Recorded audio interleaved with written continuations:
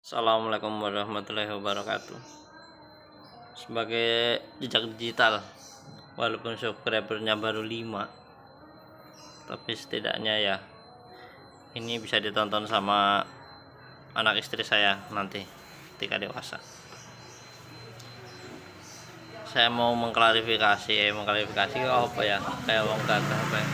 Saya mau berbagi sing arane urip nang alam donya iku, kita tidak usah banyak berakting, tidak usah banyak apa istilahnya kepalsuan iku gawe awake dhewe ribet dhewe. Nang alam dunia iki, kalau kita terlalu hidup bersembunyi di balik topeng, itu otomatis tenaga kita, pikiran kita itu kesedot untuk untuk fokus pada topeng kita tersebut. Contohnya, wong ora duwe kemampuane semene, cuman awake dhewe pengen terlihat baik, pengen terlihat sugih, pengen terlihat mulia. Itu kita dengan menghadirkan topeng yang mungkin berupa kebohongan, topeng mungkin berupa kata-kata atau biar kita terlihat kaya di mata orang lain. Itu kan sebenarnya nggak perlu. Walaupun kita terlihat kaya, itu juga sebenarnya nggak ngaruh bagi mereka gitu. Terus buat apa kita lihat kaya di mata orang, padahal kita empet-empetan hasilnya ngejalaninya kan gitu. Pura-pura bahagia itu butuh energi yang tidak sedikit, bro. Hidup itu apa adanya. Kalau sudah terbiasa apa adanya, itu sudah tenang. Apa adanya, bukan stagnan, tidak berusaha untuk menjadi lebih baik, bukan. Apa adanya itu mensyukuri apa yang kita punya, tetapi selalu berusaha berikhtiar supaya kita ke jenjang kehidupan yang lebih baik lagi gitu loh. Kebanyakan fokus kita itu rata-rata muncul karena memikirkan penilaian orang lain. Ini yang salah, sehingga kita pura-pura bahagia, pura-pura kaya, pura-pura tidak terjadi masalah, padahal kita ngejalannya acak-acakan, angsuran di mana-mana, utang banyak. Kan itu menyiksa diri kita sendiri, bro. Fokus kok sama penilaian orang lain. Buat apa kita pura-pura bahagia? Fokus itu ya diri kita, untuk memperbaiki diri kita sendiri. Orang yang fokus hidup bersembunyi di balik topeng, itu rata-rata dia itu akan fokus pada topengnya daripada dia fokus untuk memperbaiki dirinya. Misalnya biar ekonominya lebih baik lagi gimana, biar hidupnya lebih tertata lagi gimana. Itu enggak, biasanya acak-acakan, dan itu hanya bom waktu gitu. Sifat-sifat seperti itu dimulai dari biasanya rasa kurang bersyukur kepada Gusti Allah. Rasa kurang bersyukur itu akan memunculkan rasa iri hati kepada orang lain. Lihat orang punya mobil, lihat orang punya rumah lebih bagus, padahal usahanya sama, kita juga montang-manting ora karuan, kita kerja keras seperti mereka, tetapi mereka lebih kaya dari kita. Kita lupa bahwasanya rezeki itu sudah ada jatahnya. Walaupun usaha kita sama, tetapi kenapa hasil kita lebih kecil, itu jangan berkecil hati. Berarti memang jatah kita dari Gusti Allah segitu. Itu yang pertama. Yang keduanya, orang bekerja itu kan walaupun usahanya sama, walaupun waktunya sama, tetapi kan setara kita berbeda. anak orang kaya sama anak orang miskin pas dewasa sama-sama kerja jadi karyawan pabrik atau jadi pedagang, otomatis si anak orang kaya ini akan lebih cepat kaya karena modal dari bapak ibunya banyak.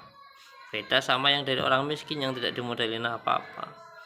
Itu tidak perlu dijadi keirian masalah harta itu sebenarnya. Itu yang saya bilang tadi, orang sudah akan mulai iri dengan rezeki orang lain. Pada saat dia mulai iri dengan rezeki orang lain, dia mau nggak mau, saking parahnya ya, itu akan tersifat rasa membenci, suka melihat orang lain susah, susah melihat orang lain senang. Ini penyakitnya di sini. Rasa kurang bersyukur menimbulkan rasa iri hati kepada orang lain, akhirnya menimbulkan rasa benci kepada orang lain, padahal orang lain itu belum tentu benci sama kita, bahkan mereka juga tidak peduli sama kita, tetapi kita gara-gara iri hati tadi kita akhirnya benci sama orang lain. Kalau sudah benci, apapun yang dia lakukan, prasangka kita akan buruk kepada orang lain. Itu yang disebut muncul yang namanya fitnah. Bahkan yang lebih parah itu, kita kepo sama kehidupan mereka, mencari-cari apa yang bisa digunjingkan, apa yang bisa digunjingkan kepada orang lain. Fitnah gitu.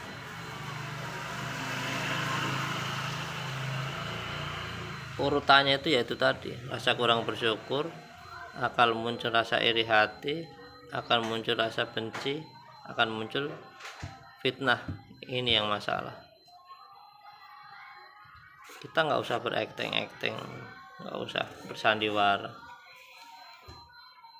Kalau hati kita baik, apa yang keluar dari mulut kita itu akan baik, apa akan yang keluar dari tingkah laku kita itu akan baik.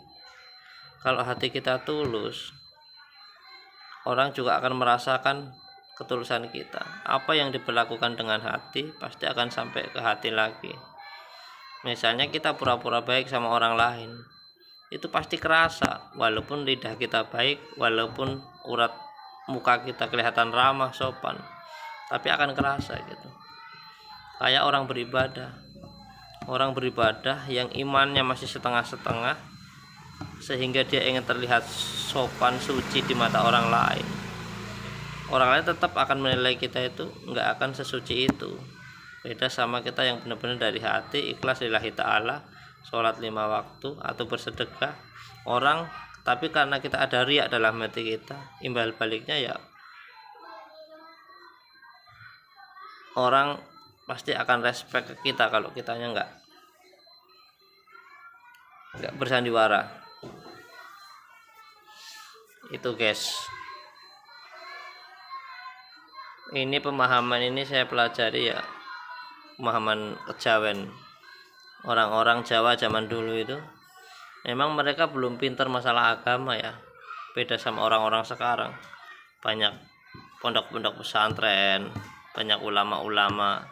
Kalau orang dulu karena buat makan aja susah, mungkin ya keilmuan agama itu susah mereka dapatkan gitu. Tapi secara adab, etika, itu saya suka kualitas orang-orang dulu.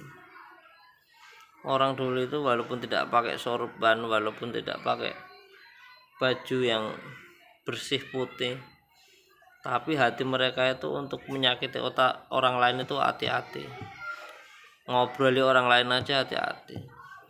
Disakiti, mau menyakiti orang lain aja mereka nggak berani. Lemah-lemah teles, Gusti Allah yang balas.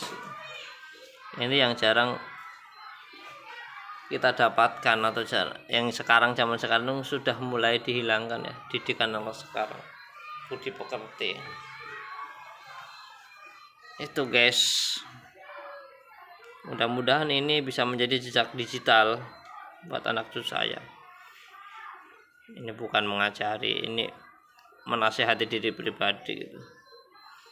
Karena kalau kastanya sampai kita memberitahu, aduh itu mah sudah banyak orang-orang alim lulusan pondok pesantren. Kalau orang liar kayak saya kayak gini, waduh jauh kalau ke situ. Makanya saya harus banyak belajar kepada orang-orang itu.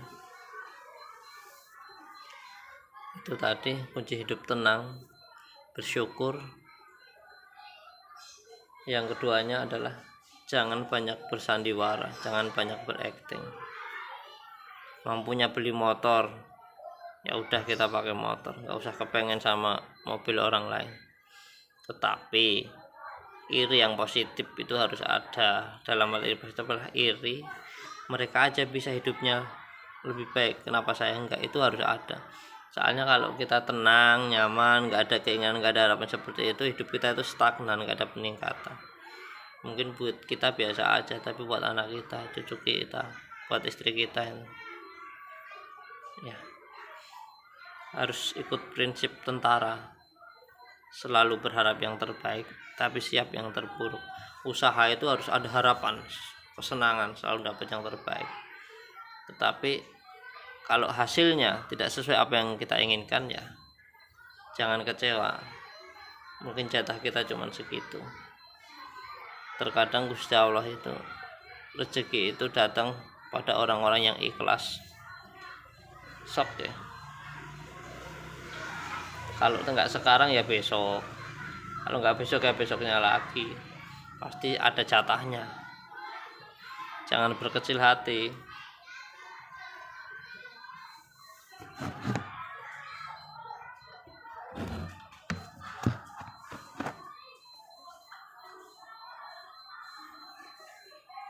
Apalagi ya.